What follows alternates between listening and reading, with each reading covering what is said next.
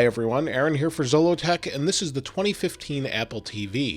It comes in at $149 or $199 for 32 gigabytes or 64 gigabytes. On the back you have power, USB Type-C, HDMI, and Ethernet. Compared to the old version, you're actually lacking the optical output and the micro USB in favor of the USB Type-C. It also has built-in 802.11 AC, which is faster than the 10100 Ethernet port. The controller's changed also, it's glass now, and actually is really quite nice. So far, it's a pretty big update over the old one, and it has a touchpad that's really sensitive, made of glass. You have some different buttons, menu, and your computer home button, Siri, volume up and down, and pause, and then the button actually clicks. The front actually clicks down, and it works really well. The remote also has rechargeable batteries this time around, and it's chargeable using a lightning cable that comes with it, or you can use your iPhone one. The new Apple TV really doesn't look much different when it comes to the interface. It's been refreshed, and it has this 3D look when you slide your thumb around on the touchpad, but overall basically has the same layout as before.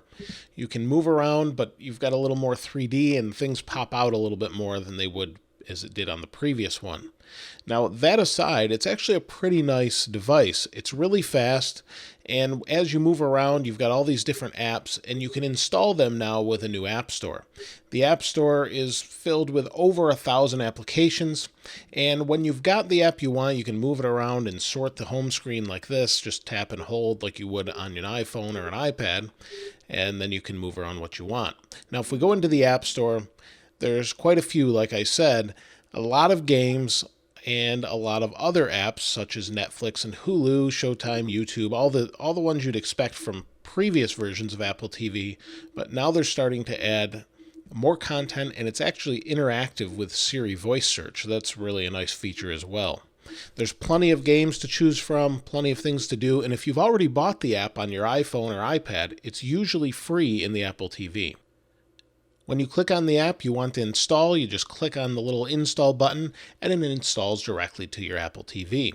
It takes up space just like any other app would, but I've never found this to be a problem as far as running out of storage. I do have the 64 gigabyte model, however.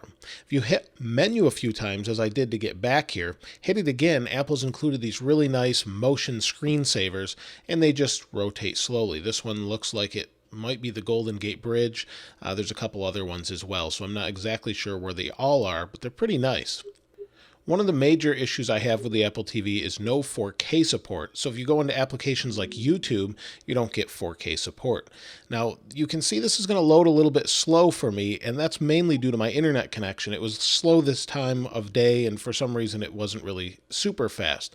But it works pretty well most of the time, and it's incredibly fast, especially if you've already watched a movie, because it caches some of that information. Now, this search is a little bit tedious. You use your remote and you slide back and forth, and without the iPhone application to assist, there's no typing, so you just go one letter at a time, and you can see I made a mistake. I'm looking for Zollotech. I'm just going to type that in, but it's a little bit difficult to type. You do get used to it. The touchpad's really sensitive, and you can see it brings up some suggestions as well. Now, it brings them up pretty quickly, and you can click on whatever you want. You can go to the channel itself, as you see here, and then we can just click on the video we want, and it gets that little 3D effect like all the other things do. You just scroll through what you want, and just like the other Apple TV, you click on what you want and you play. Now, it's going to take a minute, like I said before. Previously it was extremely fast, so that wasn't bad, but sometimes it's a little bit faster depending on your internet connection. I've really enjoyed using YouTube on here though, for the most part, other than that search feature, and Siri search doesn't work with it either. I probably use Netflix the most on here, and it's really quick to navigate through. Unfortunately, I can't show you any of the actual video playing, but it loads extremely fast, but I can't show it to you because of copyright reasons, and, well, they'll probably pull the video if I do that. Now, games are a big part of the Apple TV, and Geometry Wars is one of the showcase games that they have. Now, if you have an Xbox or a PS4, you've probably seen this game before, even on your iPhone or iPad. It's the same game on the Apple TV. Here it's loading a little bit slow, but most of the time it's really fast, especially if you had it running before. So if you've got something that was running, it kind of resumes much quicker than if you haven't loaded it for some time. It's really quick to go through, and everything just runs like you would expect it to. There's not really any hiccups or any frame rate drops that I was able to see on my display. Let me go into the game here for just a second so I can show you, and we'll go in and go as quickly as we can and just kind of zip around. Now with the control on this, you're using that controller and you're just kind of moving your controller around and it's shooting for you. You can attach a Bluetooth controller and that will actually make it feel more like an Xbox or a PlayStation and make it more enjoyable to play, in my opinion.